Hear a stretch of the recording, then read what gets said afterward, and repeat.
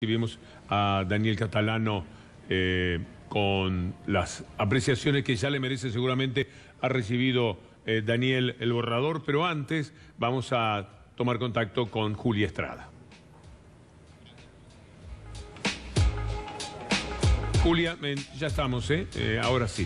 Víctor Hugo, bueno, efectivamente hay un proyecto borrador de reforma laboral que el Gobierno Nacional le presentó, las autoridades del Ministerio de Trabajo le presentaron a la cúpula de la CGT. Quiero rescatar que han sido solo esos sectores los que están pudiendo discutir con el Gobierno. Recién mencionabas a Altano Catalano, ellos no están siendo convocados. Vamos a repasar, Víctor, y vamos a hablar de cosas concretas. Esto está en el proyecto.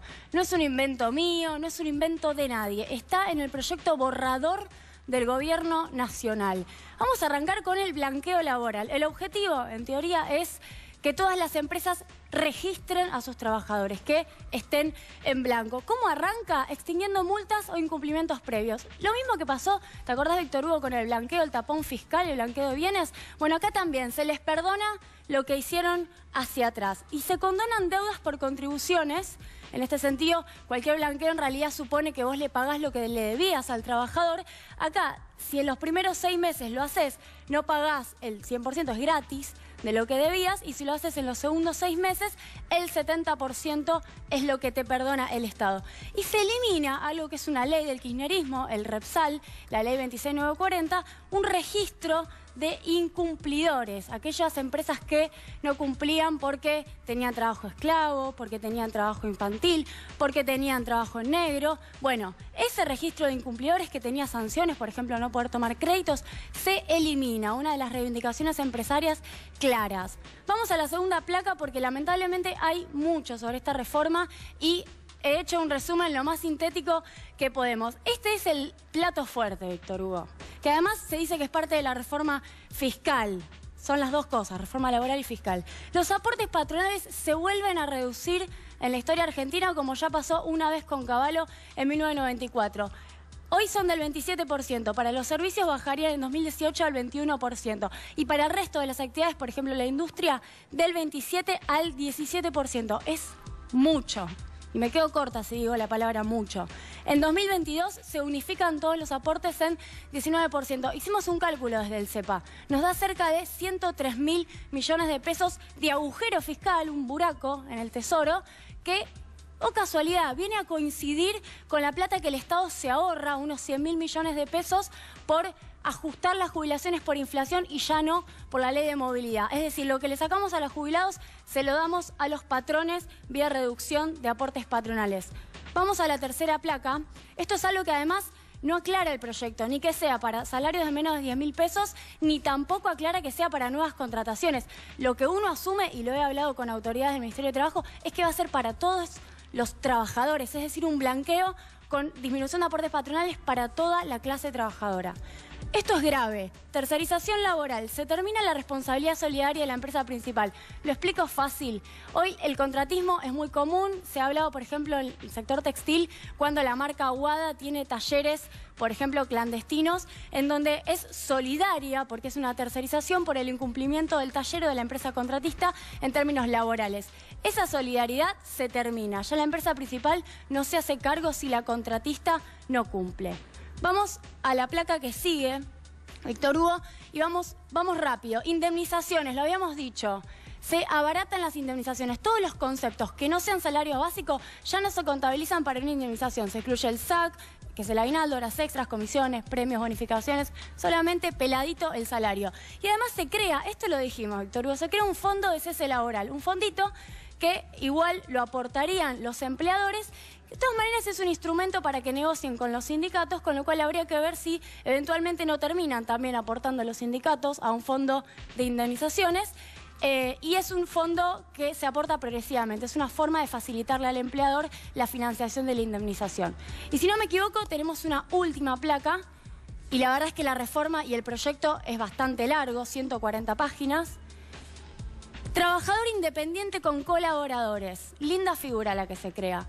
¿Qué significa esto? Que se puede contratar, un trabajador independiente puede contratar a 4 trabajadores independientes más porque ya no son empleado y empleador, son trabajadores independientes, lo cual permitiría esconder un fraude laboral, para crear un emprendimiento productivo. Más de 4 sí ya se considera fraude laboral. ¿Qué es lo que cualquier abogado laboralista te dice?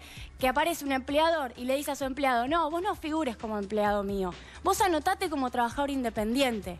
Claro, si el día de mañana ese trabajador independiente sufre un despido o no le pagan los salarios, ¿a quién le va a reclamar si no tiene empleador?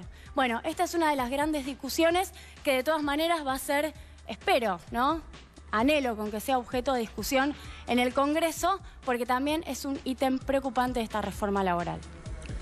Bravísimo, Julia. En una actividad como la información económica muy machista, ver tanta brillantez de parte de Julia me provoca mucha adhesión. Perdón, sí. Ha tomado algo la gente que hizo esto, ¿eh? Sí. Ha tomado algo porque está contrario a la Constitución Nacional, a los principios generales del derecho. La verdad, no sé cómo van a hacer. Los miraba Daniel Catalano, mientras Julia nos iba contando todo y ponías cara de no poderlo creer. Lo venimos estudiando con los abogados y con la comisión directiva. La verdad que no se puede creer cómo se siguen trasladando los recursos del pueblo, los recursos del Estado a las empresas. Lo que nos están diciendo lamentablemente desde el gobierno es que vamos a tener que elegir entre salario bajo y empleo, porque lo que te van a llevar es justamente aceptar condiciones infrahumanas laborales por 2,50 pesos. Le molesta al gobierno que nosotros tengamos capacidad de consumo, le molesta muchísimo que hayamos crecido durante los 12 años del gobierno anterior. No pueden creer que nosotros hayamos tenido la posibilidad de poder vivir con condiciones laborales dignas, y hoy vienen a atentar con eso, vienen por los convenios colectivos de trabajo, vienen por nuestros derechos, y la verdad que tampoco pueden garantizar que esto genere empleo, ¿no? Porque esto no va a generar más trabajo. Este gobierno apuesta a la ruleta financiera, toda la plata que viene se va justamente a la ruleta financiera, no viene a la industrialización. Entonces no se entiende por qué esa cizaña con nosotros, no se entiende por qué ese malestar con los trabajadores. Almas de patrones, almas de patrón de estancia. Solamente de esta manera se puede concebir. Es una cosa alocada, disparatada, soberbia. Y la renta financiera va a pasar totalmente para el lado de ellos otra vez. Es decir, el 50% para un lado y para otro va a ser historia de nuevo, porque con esto van a hacerle muchísimo daño al trabajador. Están generando justamente ese país, están generando lamentablemente este país. Sepan ellos que los trabajadores no vamos a aceptar esta reforma laboral, estamos discutiendo. En ese marco es muy interesante lo que decía el doctor Darío Villarruel, que tampoco se la van a llevar de arriba. Bueno, tiene la justicia en estos momentos totalmente dominada, con lo cual, por lo menos... Pero hay que voltear toda la estructura judicial de la historia argentina. Sí, ¿no? Sí. Es así. Todos los derechos, todo lo que eran derechos consolidados por la ley, abatidos por la decisión de la élite dominante. Es un encuadre terrible, no hay que angustiarse, hay que ocuparse. Me parece que los sindicatos ahora tenemos que salir con mucha firmeza y ser claros en el mensaje que le vamos a dar a los trabajadores. No debemos nosotros perder derechos. Estamos en la obligación de sostener nuestra forma de vida, estamos en la obligación de defender los puestos de trabajo. No se puede retroceder, no podemos permitir que se cierren empresas. Sí, pero yo estoy preocupado sobre ese rol, porque esta cúpula sindical brindó a fin de año. Habían echado cientos de miles de personas y brindaron en Casa de Gobierno, y ahora estaban en el coloquio IDEA diciendo, muchos de ellos, Caló por ejemplo, que estaban encantados con esas ideas y que siempre habían acompañado, y ahora estaban allí como si pertenecieran a algo que va a favorecer a los trabajadores en el Centro Cultural Kirchner. Sí. Entonces, Daniel, yo quiero no perderles el respeto, pero me cuesta mucho sostenerlo. Pero los trabajadores no brindamos ese día con el macrismo. Los millones de trabajadores que todavía tenemos trabajo no somos parte de esa forma de ver el mundo. Nosotros vamos a defender nuestros derechos y vamos a defender nuestros puestos de trabajo, y realmente hay miles y miles de delegados de base, hay cientos de sindicatos que están peleando por sus afiliados, así que no va a ser fácil para ellos. La cúpula es la cúpula, pero no representa la totalidad de los trabajadores. Ahora, Tano, en relación a lo que vos planteás, ¿cómo se está dando hoy la discusión de esta reforma laboral? Porque, por lo que yo sé, es una reunión cerrada con algunos sectores de la CGT donde se les presentó el proyecto. ¿Qué rol tiene ATE, la CTA? ¿Cómo se está abriendo más el juego? Para nosotros es una imposición. Por eso, frente a las imposiciones, lo que uno hace es plantarse, discutir. Las dos CTA están convocando a sus consejos directivos y vamos a salir rápidamente con una posición hacia los trabajadores y las trabajadoras. Y bueno, hay que estar movilizados. Hoy lo que no se puede perder es la calle. Si nosotros perdemos la calle, habremos perdido todo. Y este gobierno lo sabe, y más allá de que esté negociando con alguna parte del sindicalismo, la mayoría del sindicalismo se va a oponer a la reforma laboral. Lo bueno, Víctor Hugo, es que la mayoría de las asociaciones de abogados laboralistas están todos juntos, están todos en la misma, están todos para reivindicar los derechos de los trabajadores, y la mayoría de los jueces laborales, los camaristas laborales y la jurisprudencia de la Corte Suprema de Justicia avala los derechos de los trabajadores. ¿Cómo van a cambiar esto de golpe? ¿Cómo se hace un cambio cultural? La Corte viene fallando bastante mal, ¿eh? Sí, pero en casos aislados. Casos aislados, pero que sirven para otros casos. Pero son casos aislados y además menores. La Corte, esto va por mi cuenta, aprovechando que el plano está conmigo, no quiero comprometer a los demás, pero esta Corte es una Corte de vergüenza, Darío. Sí, esta es pero una está corte... tirando balas de fogueo en pequeños casos que los medios lo venden como es un ataque al derecho de los trabajadores. Sí. Como el tema de que si un trabajador pierde, paga los honorarios. En muchos casos pasa Pero que los trabajadores tenés una pierden y Corte pagan los Suprema honorarios. que fue capaz de pedir que aceleraran la autopsia de Santiago, recordemos la marcha de mañana, por cierto, exigir que el juez hiciera la autopsia porque querían un día más de ventaja dado que no había lesiones, para que el gobierno sacara ventajas en las elecciones.